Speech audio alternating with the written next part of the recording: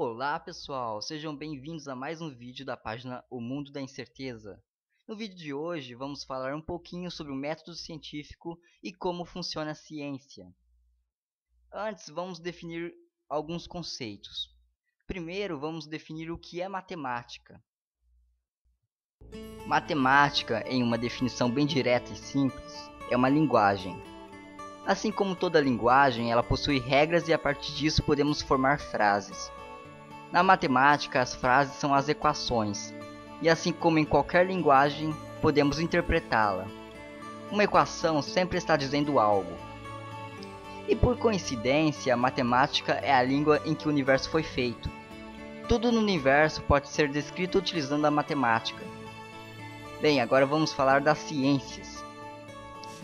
A ciência surgiu há muitos milênios, na Mesopotâmia e no Egito, principalmente por causa da medicina. Mas podemos dizer que a ciência começou a surgir para valer na Grécia Antiga.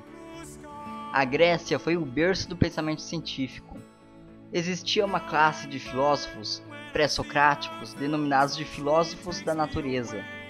Eles abandonaram os mitos e foram buscar uma resposta racional para os fenômenos naturais. Começou aí a surgir o empirismo, ou seja, a partir da observação de um fenômeno repetidas vezes, formular teorias para explicá-lo. Conjuntamente com a ciência, nesse período a matemática também evoluiu, principalmente a geometria, e os filósofos naturais viram que podiam usar a matemática para estudar a natureza.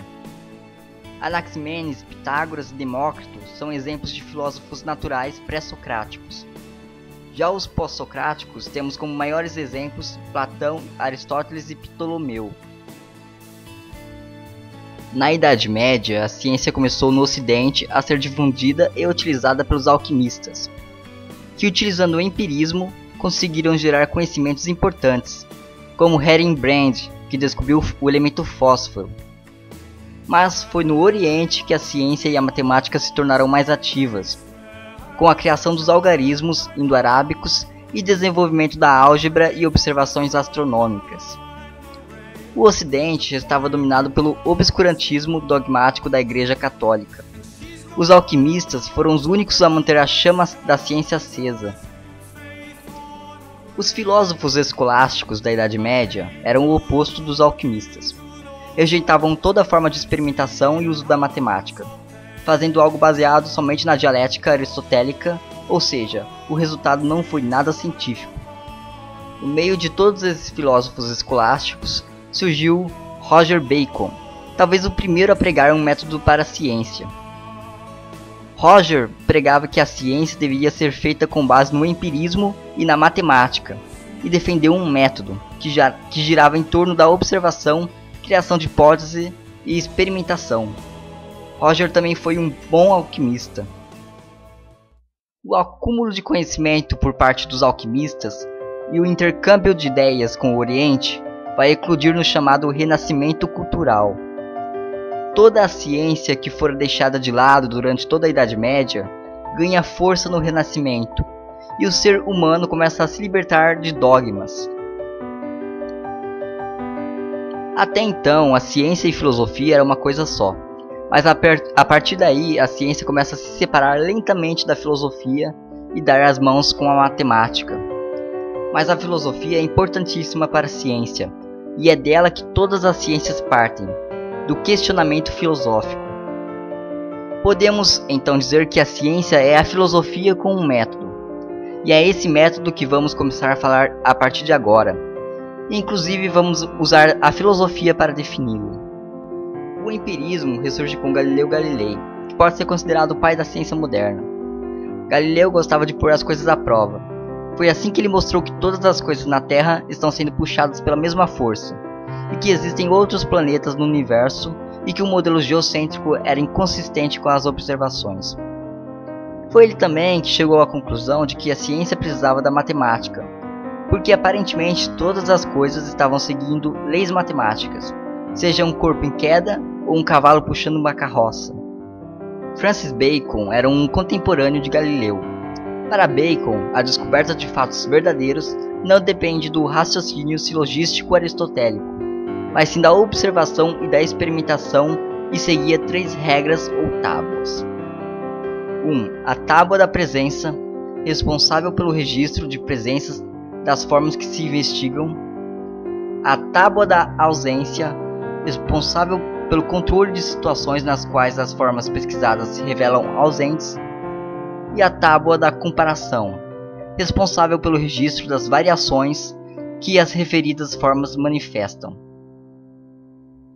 Ou seja, ao investigar um fenômeno, devemos saber onde e quando esse fenômeno ocorre, onde e quando esse fenômeno não ocorre, e se podemos comparar esse fenômeno com outros parecidos. Bacon também se preocupou com as falsas noções que levam ao erro científico e ou dos cientistas. Bacon chamou isso de ídolos. São 4 ídolos.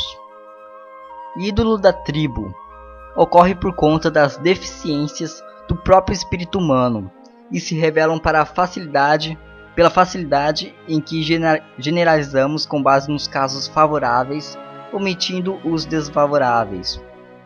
O homem é o padrão das coisas, faz com que todas as percepções dos sentidos e da mente sejam tomadas como verdade, ou seja, a mente do homem pode desvirtuar a verdade em prol de algum preconceito ou ideologia. Ídolo da caverna. De acordo com Bacon, cada pessoa possui sua própria caverna, que interpreta e distorce a luz particular, a qual estão acostumados. Em outras palavras, às vezes a pessoa tem uma crença tão forte que considera isso como verdade indiscutível, ignorando a própria observação. Ídolo do foro. Segundo Bacon, os ídolos do foro são os mais perturbadores, já que esses alojam-se no intelecto graças ao pacto de palavras e de nomes. Ou seja, as próprias palavras utilizadas para definir algo podem ser errôneas. Vemos isso no Big Bang, onde o nome sugere que foi uma explosão, sendo que não foi. Ídolos do teatro. Os ídolos do teatro têm suas causas nos sistemas filosóficos e em regras falseadas de demonstrações. Os falsos conceitos são as ideologias, e essas são produzidas por engrandamentos filosóficos, teológicos, políticos e científicos, todos ilusórios. Ou seja, considerar livros ou autoridades como fontes de toda a verdade não é legal. Para Bacon, a ciência era dividida em 3 categorias: poesia ou ciência da imaginação, história ou ciência da memória, e filosofia ou ciência da razão. A história é subdividida em natural e civil, e a filosofia é subdividida em filosofia da natureza e antropologia. Pouco tempo depois de Francis Bacon, surge René Descartes. Descartes é famoso por juntar a álgebra e a geometria, formando a geometria analítica.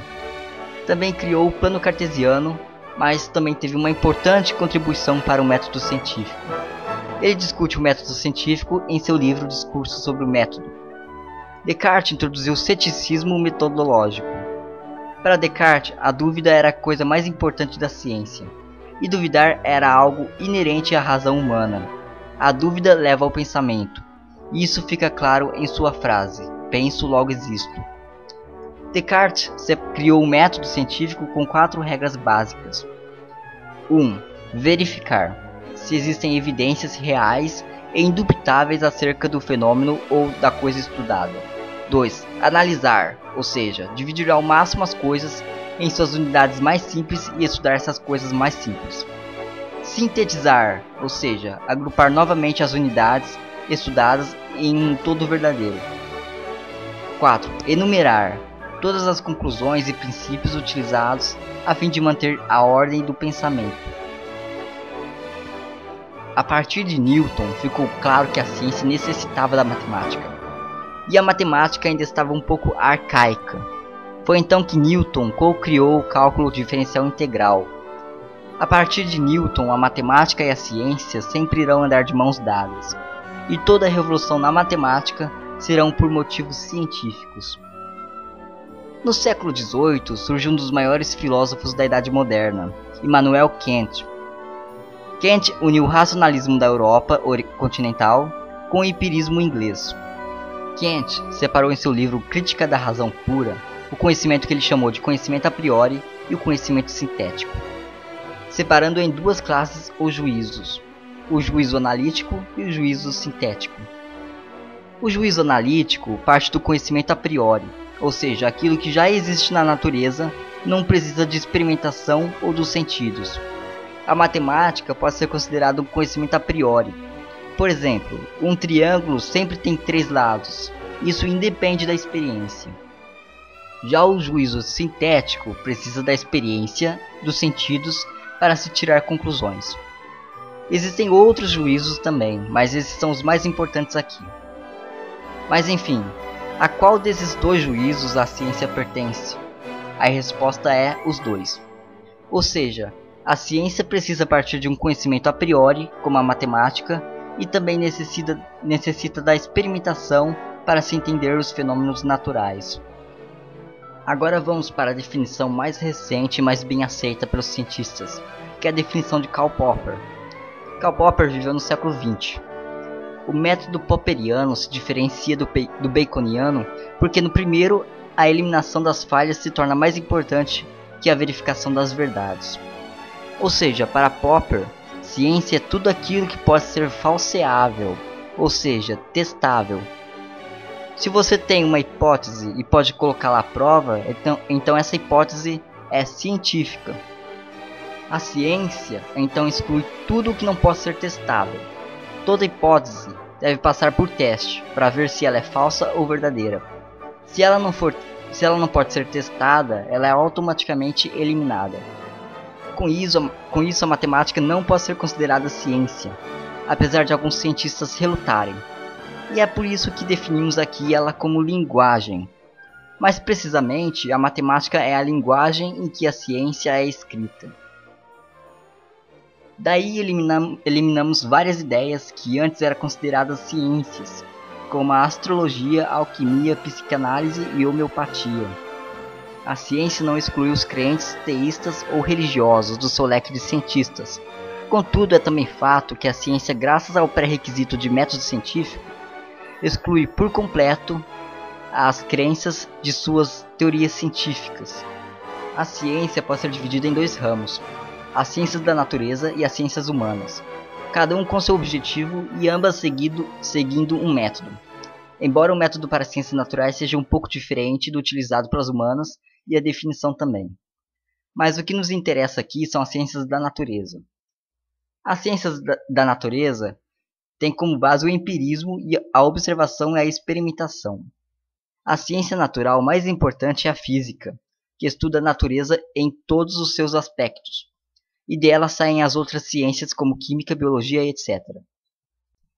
A física e a química são consideradas ciências universais, pois são aplicadas a estrelas, seres humanos, átomos, galáxias, carros, computadores e tudo o que existe no universo, enquanto que a biologia é restrita somente à vida. As ciências da natureza geram conhecimento que será aplicado em benefício à sociedade, como a engenharia, medicina e computação. Essas são as chamadas ciências aplicadas. A matemática é a língua em que a natureza foi feita. Logo, as ciências naturais e aplicadas irão se utilizar da matemática para estudar a natureza, mas sempre partindo de pressupostos filosóficos. Vamos então ao método científico. A ciência parte de 5 pilares ou princípios. 1. Princípio fundamental. O principal objetivo da ciência é compreender o universo em sua realidade e totalidade. 2. Princípio uno. A ciência é única, pois o universo tangível também o é. 3. Princípio naturalista. Nunca usar o sobrenatural para descrever a natureza e o universo. 4. Princípio de falseabilidade. As hipóteses devem ser sempre testáveis, falseáveis. Apenas um novo fato verificável, contudo contraditório, é suficiente para que todas as ideias teóricas conflitantes sejam compulsoriamente recicladas ou abandonadas. 5. Princípio da generalidade e simplicidade. As teorias científicas devem ser as mais simples e abrangentes possíveis.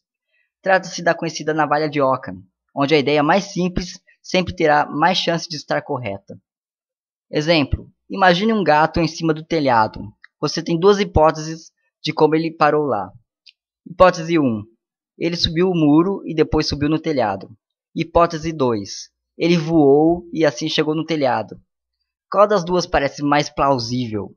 A primeira, por ser bem mais simples e lógica. Tudo começa por uma observação. Com a observação de um determinado fenômeno, você levanta hipóteses testáveis para tentar explicá-lo. Elimina as mais absurdas através da navalha de Ockham e o que restou você tenta procurar evidências. Quando uma hipótese alcança um nível satisfatório de evidências, ela pode ir por dois caminhos. 1. Virar um postulado, ou seja, uma hipótese que, em vista de consideráveis corroborações e ausências de contradições, mantido o ceticismo científico, passou a ser aceita como verdade, e a partir dos postulados podemos deduzir outras verdades. 2. Virar uma lei da natureza, que consiste em uma hipótese que conseguiu, após exaustivos, variados e abrangentes testes, todos favoráveis à sua veracidade, alcançar um patamar que lhe permite ser usada como uma descrição científica, generalização de uma ampla gama de observações empíricas.